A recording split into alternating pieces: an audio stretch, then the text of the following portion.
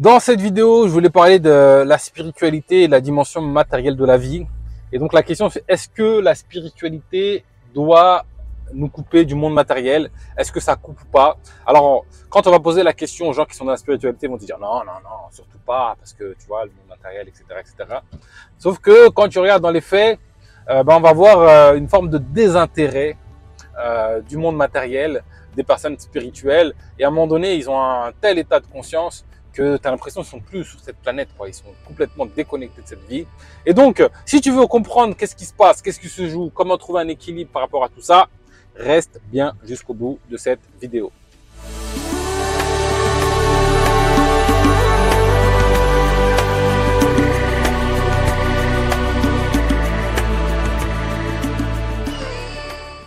Bonjour, bienvenue dans Enquête spirituelle, la première chaîne qui traite en profondeur des réalités spirituelles. Je m'appelle Bakary Niakhaté et ici je te parle de connaissance de soi et de Dieu, car c'est en s'éveillant sur ces questions que nous, l'humanité, nous allons bâtir un monde meilleur, nous rapprocher du divin et réussir notre passage sur Terre.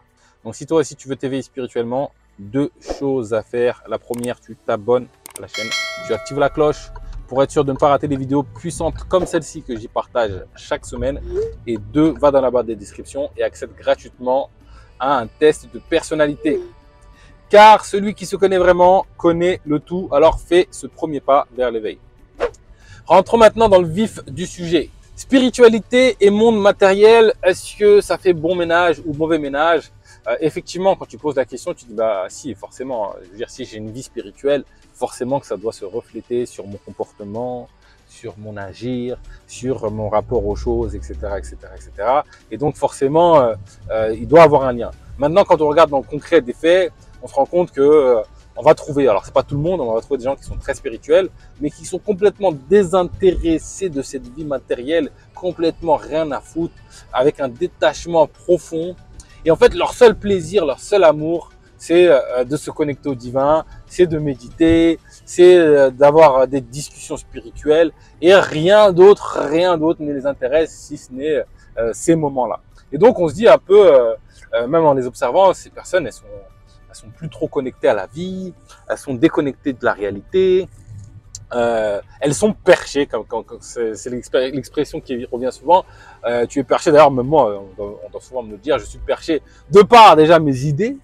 Tu vois, quelqu'un qui est dans la spiritualité et qui élève son niveau de conscience, eh ben, c'est comme s'il voit la réalité mais d'une autre façon que les autres. Et donc, comme il voit la réalité d'une autre façon que les autres, il va avoir des conclusions, il va avoir des remarques, des observations qui peuvent des fois choquer. Les gens, des fois, ils comprennent pas. Ils se disent, mais waouh, où il va chercher tout ça? On est à quel étage? Et donc, on peut avoir ce truc de se dire, il est déconnecté, complètement déconnecté. Alors, dans cette vidéo, j'aimerais rétablir une forme d'équilibre par rapport à tout ça et te partager des prises de conscience pour que tu puisses un peu trouver des éclaircissements autour de ça. Déjà, effectivement, celui qui s'éveille en conscience, et le truc, c'est que c'est pas la majorité des humains, eh ben, il voit le monde différemment. Il a un nouveau regard sur la vie, sur la réalité. Il est plus, on va dire, plus clairvoyant. Ça ne veut pas dire qu'il est supérieur aux autres, c'est qu'il voit les choses telles qu'elles sont, en fait. Il est dans cette observation, dans cette acceptation, dans ce regard plus profond de ce qui est, avec des échelons plus ou moins grands en fonction de la personne en question. Et donc, comme il voit la vie plus concrètement, c'est normal qu'il a une vision différente de la masse. Et comme c'est pas en rapport avec ce que la masse pense, on va le qualifier lui de déconnecté, alors qu'en vrai, je dirais qu'il, alors ça dépend des cas de figure, puisqu'il peut toujours avoir des exceptions, mais c'est lui qui est beaucoup plus connecté au réel de la vérité. Ça, c'est une première chose. Ensuite, deuxième chose qui peut intervenir, c'est quand tu goûtes à certaines vérités spirituelles, certaines vérités du monde, qui peuvent se trouver beaucoup dans la méditation ou dans les tripes spirituelles, eh ben, tu goûtes à une forme d'amour profond, de plénitude intérieure. Quand tu as même des échanges spirituels profonds, ça te met dans un bain d'amour, profond. Et ce bain d'amour, il est tellement profond que tu dis, bah tout le reste, qu'est-ce que je m'en tape en fait. Je veux dire que PSG marque un but ou pas, à côté de ça, mais c'est fade en fait. Ça n'a pas de saveur entre guillemets. Ou je sais pas, des discussions sur entre guillemets sur la pluie et sur le beau temps, sur les ragots, sur même des trucs politiques. En fait, c'est comme si tu étais à des milieux, quelque part, de tout ça, en fait. Ta préoccupation, c'est enrichir ta relation avec le divin. Et donc, tout ce qui peut te permettre de le faire, c'est OK. Après le reste, ça t'intéresse beaucoup, beaucoup moins. Alors ça, c'est un premier stade d'évolution. Parce que quand tu vas encore un peu plus loin dans ton cheminement spirituel, le premier stade, c'est que tu vas te détacher un peu du monde matériel. Et ça ne veut pas dire que la personne, elle est arrivée, en fait. C'est juste que c'est un stade de cheminement qui fait que c'est comme si moi, je suis passionné de guitare.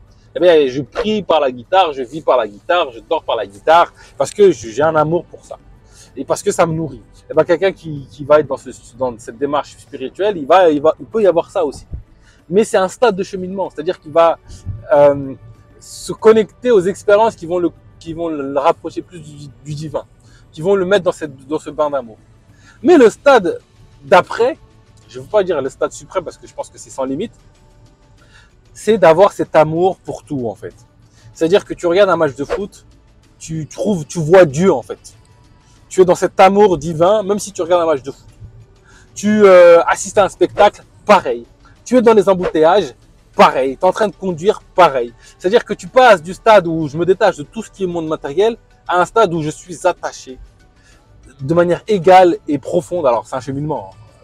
On peut avoir des stades, en fait. C'est pas tout le monde n'est pas au même stade. Mais tout ce que tu peux expérimenter te rappelle le divin. Te reconnecte au divin. Te reconnecte aux lois du divin, à cet amour, à cette profondeur. Et donc, tu restes en fait autant connecté au monde matériel que n'importe qui, en fait. C'est-à-dire que la chose qui change quand tu es éveillé ou pas éveillé, entre guillemets, tu as toujours des interactions matérielles, mais c'est ton regard sur les choses et ton rapport aux choses qui est beaucoup plus riche, beaucoup plus profond et qui est teinté de cet amour inconditionnel. Et donc, c'est ça qui fait une forme de différence. Et donc, la spiritualité ne doit pas nous couper du monde matériel. Parce que le monde matériel reste spirituel. C'est-à-dire que on a l'impression on veut créer une scission entre le monde spirituel et le monde matériel en disant, voilà, bon, il y a des concepts, des philosophies, que ça permet d'être dans un état intérieur, ok. Mais concrètement, dans la vie, est-ce que tu bosses? Est-ce que tu produis? Est-ce que tu as des interactions? Et c'est vrai que quand on observe certains acteurs, on se dit, mais en fait, ça y est, le mec, on l'a perdu. Il est dans son ashram, dans son monastère. Et puis, au-delà de ça, il n'y a rien qui existe. C'est un stade qui permet d'évoluer. C'est pour ça qu'il existe et qui est très riche, qui est très profond. Mais on peut aller au-delà de ça et en fait trouver cette spiritualité dans tout, parce que la spiritualité elle réunit en fait, elle crée l'unité. Et donc le monde matériel est spirituel. C'est pas parce que la majorité de l'humanité ne le voit pas, c'est pas parce que la majorité des êtres qui sont dans cette démarche spirituelle ne le voient pas directement que ce monde n'est pas spirituel. Et donc un panneau est autant spirituel qu'un mantra que je vais répéter. Un inconnu que je vais voir traverser la route est autant spirituel qu'une méditation profonde. Un écriteau dans la rue, un embouteillage, un immeuble, une rencontre, un jeu d'enfant, un sourire, peu importe, tous les événements de la vie restent spirituels. C'est de la spiritualité. Et donc notre part dans cette vie, notre impact dans cette vie, le fait de prendre sa part dans cette vie, c'est quelque chose de très spirituel. Le fait d'interagir, de travailler, de rencontrer des gens, d'avoir des interactions avec cette forme d'alignement avec qui tu es, c'est de la spiritualité. C'est-à-dire que pendant que moi je parle avec quelqu'un, j'adore le divin, j'observe le divin. Pendant que je rends service à quelqu'un en faisant un travail quelconque, j'adore le divin, j'observe le divin. Et en fait, il peut y avoir ce truc-là de se dire, comme je suis spirituel, comme je suis dans cette démarche spirituelle, eh ben, tout le reste n'a plus aucune importance, tout le reste n'a plus de valeur, tout le reste vaut zéro, alors que la spiritualité ne dit pas ça en fait.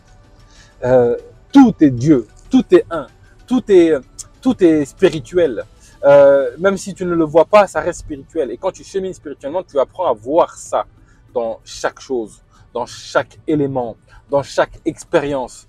Et donc, tu restes dans cette reconnexion à la spiritualité, j'ai envie de dire à la véritable spiritualité, peu importe les événements, peu importe les circonstances. Et donc, tu restes présent dans cette vie matérielle. Et ça, c'est un piège qui peut qui peut tomber quand on est spirituel, on voit la vie, on se dit waouh. On prend conscience du tableau divin, on dit waouh, c'est magnifique. Et donc il y a ce travail effectivement de détachement qui doit aboutir à un attachement à tout en finalité. Mais ça, peu de gens le savent. Et donc on se dit ouais, le tableau il est divin, il est parfait. Moi je touche plus en fait, parce que si je touche, je risque de gâcher cette perfection divine. Quand tu montes en conscience dans la spiritualité, quand tu vas plus loin, tu te rends compte, tu te rappelles, parce que les gens oublient qu'ils font partie du tout. Et donc, leurs actions, leurs pensées, leurs émotions participent au schéma divin. Et donc, chacun doit jouer sa part. Chacun doit jouer sa partition. Que ce soit fait avec ton ego ou ton essence, ça fait partie du chemin divin. C'est-à-dire que si demain, moi, je fais quelque chose qui est complètement de l'ordre d'un ego qui est déconnecté de Dieu, par exemple un truc, je sais pas moi, je vais détruire un champ. Voilà, je détruis un champ parce que j'ai décidé, je pète un câble, je sais pas. Ça fait quand même partie du schéma divin et ça fait quand même partie de la perfection divine. Pareil si je décide de rendre service à quelqu'un ou de faire un sourire à une personne. Et donc participer à la vie, c'est complètement spirituel, c'est complètement ancré dans la spiritualité. Quand on découvre les vérités divines, parce que c'est vrai que quand on se coupe de cette vie, ça nous permet de nous reconnecter aux vérités divines, eh ben, on a ce truc-là d'avoir cet attrait vers ces moments-là. Mais quand on continue, on poursuit le cheminement, on se rend compte que c'est présent là, partout, tout le temps, à chaque moment, à chaque espace. Et donc Dieu est là, il est présent. Avant, je ne savais pas le voir dans son entièreté. Plus je chemine, plus j'apprends à le voir de manière beaucoup plus profonde et beaucoup plus riche. Et donc, c'est ce qui se passe. Et c'est ça à ça que invite la spiritualité. Donc, ça ne nous dit pas, non, coupez-vous du monde matériel. Le monde matériel, c'est zéro. C'est la représentation du monde matériel que tu as, qui est entre guillemets illusoire, qui ne vaut rien. Mais le monde matériel, il est vrai, il est là, c'est la vie. Et donc, être en interaction avec les gens, cheminer dans la vie, participer au monde, ça fait partie intégrante de la spiritualité. Donc voilà, c'était un partage sur la dimension spirituelle et le monde matériel, qui est en fait deux faces d'une même pièce que je souhaitais réunir dans cette vidéo. Donc dis-moi ce que tu en penses. Qu'est-ce que ça éveille en toi? Qu'est-ce que ça éclaire comme toi? Si tu as des prises de conscience aussi autour de ça, n'hésite pas à nous les partager en commentaire. Partage le savoir et surtout n'oublie pas le fameux pouce bleu. Abonne-toi à la chaîne si ce n'est pas fait. Et sur ce, je te donne rendez-vous très prochainement pour du nouveau contenu autour de l'éveil spirituel.